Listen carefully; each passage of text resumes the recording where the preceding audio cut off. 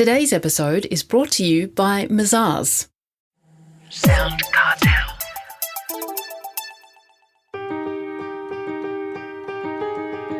From SoundCartel, I'm Nicole Goodman, and this is Business Essentials Daily.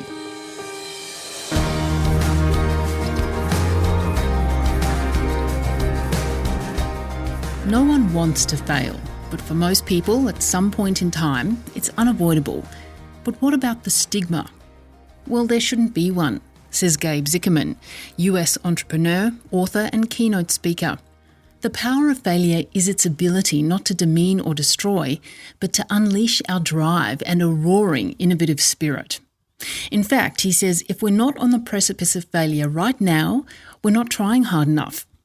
Through his own life and in running 6 businesses, Gabe has experienced numerous failures and successes, which he's distilled into a single idea he calls Failosophy, a set of tools and techniques to help you face your fear of failure, create an entrepreneurial culture, and be able to succeed like you've not thought possible. So what is it about failure that Gabe would like us to reconsider? He's talking to Heather Dawson. Well, I think failure for many people is one of the most shameful and difficult experiences of their lives. We're taught from a very early age to avoid failure, to try to do everything we can to not mess up in our lives. And I think we've seen the pendulum sort of swing one direction and the other. So like when I was a kid, we were all taught, failure is bad, don't make mistakes. And I think kids today, broadly are taught to avoid situations that might have the potential for failure.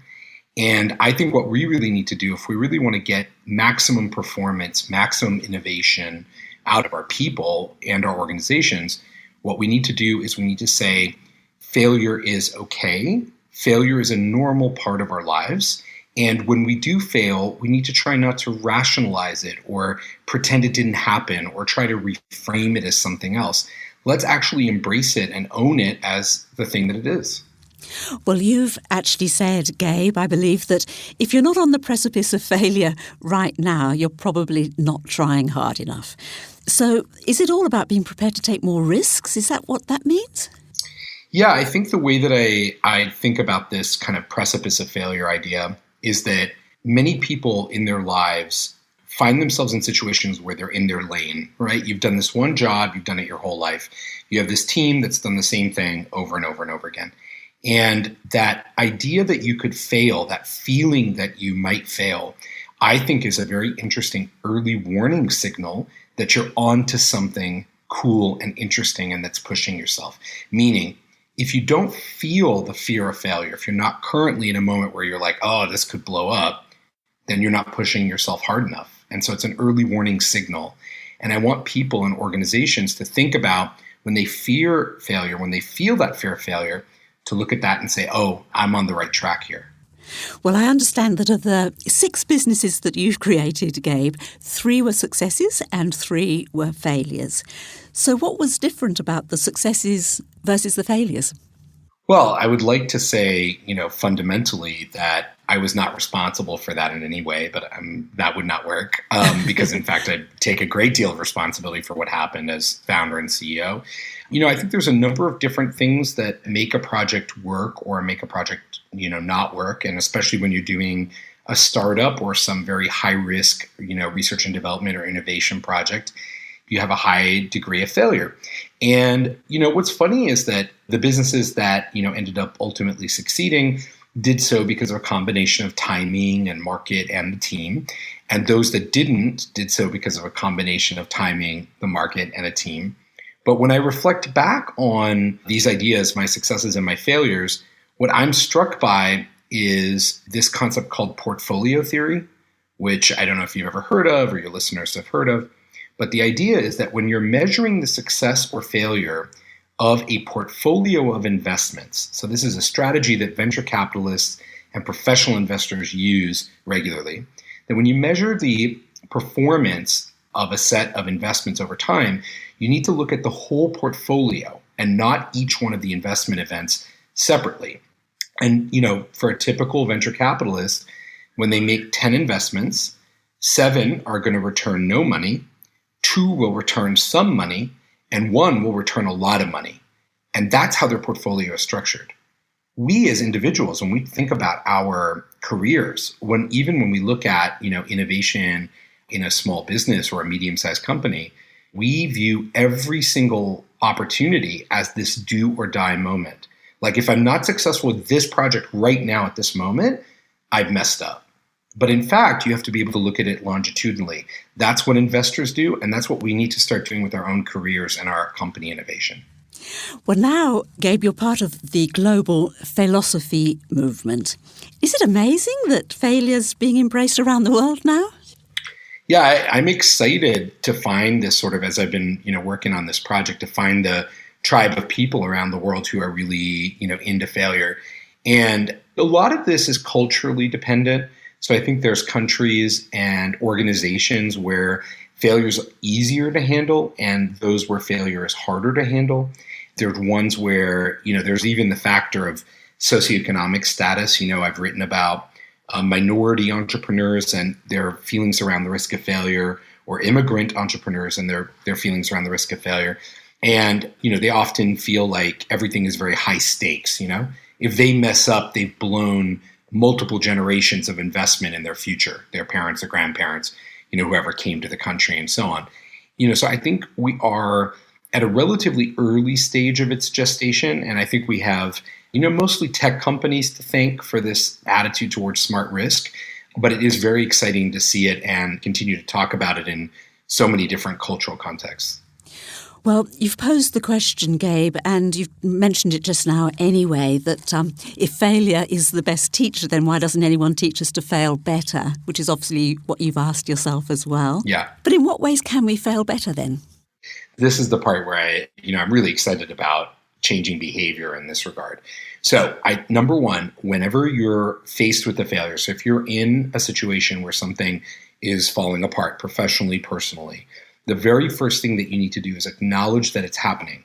Don't pretend that it's not happening. Don't pretend that things might fix themselves at the last minute, what we often call in business strategy a Hail Mary pass. You need to actually accept it. You need to say that this is actually happening and deal with it in reality. I think the second thing that you need to do is you need to acknowledge that the fear of failure and the feeling of failure is actually hard. And it's perfectly normal for you to feel stressed out or anxious when dealing with a failure. And I often, remark on people that when my last startup, Onward, was collapsing, I didn't feel good about the failure. And I was very stressed out. I was really depressed, couldn't get out of bed many days. And then I also, thought that okay, in the tech industry, we're supposed to be totally cool with failure. Failure is good. So then I started beating myself up as to why I wasn't feeling better about the failure, right? So here I am dealing with the substantive failure, and then I'm beating myself up for failing at my reaction to failure. So it was a sort of downward spiral, very, very difficult emotionally, that didn't help. So I think that's the second thing, is to say you shouldn't be copacetic with failure. Everyone knows if, God forbid, you lose a child of yours dies, or a spouse of yours dies, you're not just going to be like, oh, well, I'll have another kid. Why are we that way? Why are we expected to be that way when something professionally happens? You need to mourn and you need to move on. And then I think the other thing is to really look at that fear of failure and counter program against it. So after you've had this bump in the road, this loss, what you need to do once you've collected yourself and feel better is you need to actively do something that responds to the loss that you've had. So in my case, that was, starting this philosophy movement. But for other people in their professional lives, it can be, doing another project. And if you just, did a startup and it failed, maybe don't assume that you'll never do a startup again, but instead start exploring ideas that are actually interesting to you. And I think when we practice this professionally and personally, we can create a lot more positive reactions and opportunities. Well, final question. You now help organisations embrace failure to succeed. So is this what you're doing when you go into work with other businesses? Yeah. So it's really working on the structure of the innovation process and training people, which is a thing that I increasingly do, training people in organizations on how to take that fear of failure, take that failure revulsion to failure, that rejection of failure, and actually turn that around on itself. And, one of my favorite examples, it's not my work, but I think it's a really good example, is Netflix. And at Netflix, they have a KPI, they've got a performance indicator, which is called show cancellation. And every television network has this. They're basically, the percentage of their shows that are canceled in a given year. At Netflix, instead of trying to manage the show cancellation metric down, like you might find at NBC or SBS, instead of trying to manage that KPI down, they try to manage that KPI up, so to make that number larger. And the reason why they do that is because of a belief that if they're not canceling enough shows, they're not taking enough risks. And ultimately, their programming will cease to be innovative and they'll start failing as a result. And so it's patterns like that that I share and I work with organizations today around the world. And, the more of this that we can learn, the more organizational memory we can create around embracing failure, I think the more innovative we can be. That was Gabe Zichermann, speaker, coach and author.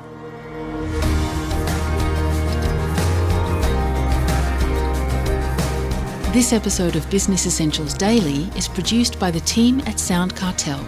Thanks for listening. I'm Nicole Goodman. We'll bring you more Be Daily tomorrow. Follow at BE Daily Podcast across social media and head to bedaily.com.au for more from the Business Essentials Daily podcast.